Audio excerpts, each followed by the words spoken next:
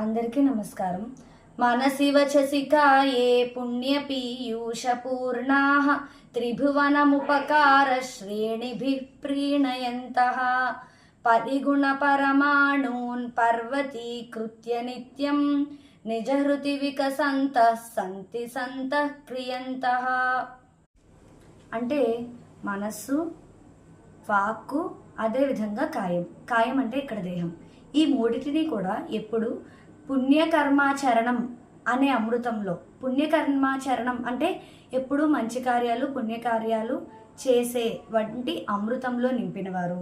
అదేవిధంగా ముల్లోకాలను కూడా ఉపకార పరంపరచే, అంటే ముల్లోకాల్లో ఎప్పుడు కూడా ఉపకారమే చేయడం ద్వారా సంతోషాన్ని పొందేవారు. అదేవిధంగా ఇతరుల గుణాలను, అంటే ఎదుటి వాళ్ళకి మంచి గుణాలు ఉన్నాయనుకోండి, వాటిని అది చిన్న మంచి గుణమైనా సరే దాన్ని కొండంతలా చెప్పి దాని ద్వారా వీరు సంతోషాన్ని పొందేవారు.